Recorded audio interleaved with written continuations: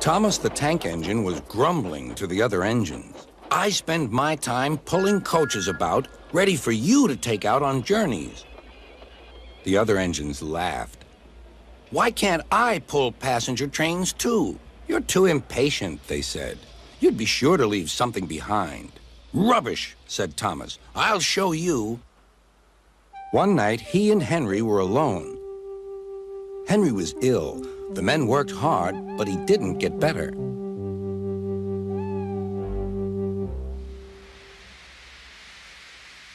He felt just as bad next morning.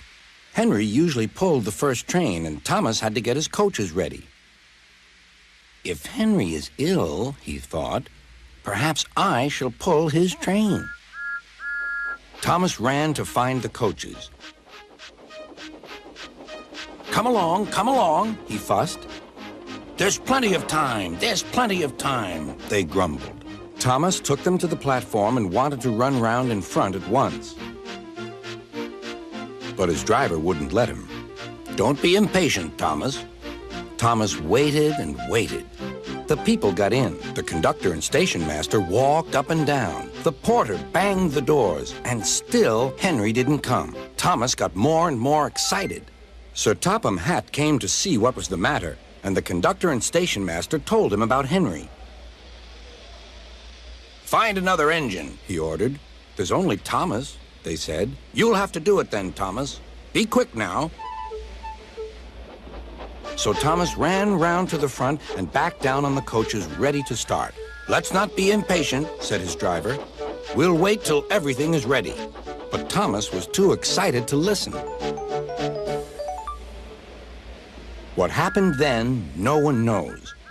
Perhaps they forgot to couple Thomas to the train, or perhaps the driver pulled the lever by mistake. Anyhow, Thomas started without his coaches. As he passed the first signal tower, men waved and shouted, but he didn't stop. They're waving because I'm such a splendid engine, he thought importantly. Henry says it's hard to pull trains, but I think it's easy. Hurry, hurry, hurry, he puffed, pretending to be like Gordon. People have never seen me pulling a train before. It's nice of them to wave. And he whistled, beep, beep, thank you. Then he came to a signal at danger. Bother, he thought. I must stop. And I was going so nicely, too. What a nuisance signals are. He blew an angry beep, beep on his whistle. The signalman ran up. Hello, Thomas, he said. What are you doing here? I'm pulling a train, said Thomas. Can't you see? Where are your coaches, then? Thomas looked back. Why, bless me, he said, if we haven't left them behind.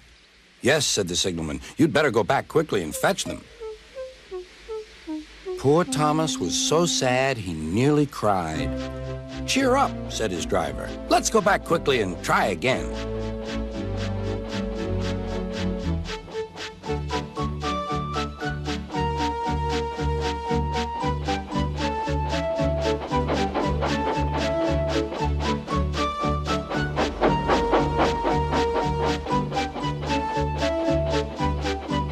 At the station, all the passengers were talking at once.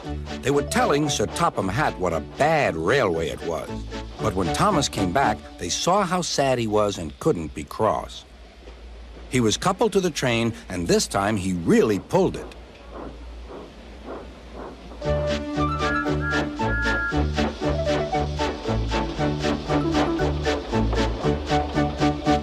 Afterwards, the other engines laughed at Thomas and said, Look, there's Thomas who wanted to pull a train, but forgot about the coaches. But Thomas had already learned not to make the same mistake again.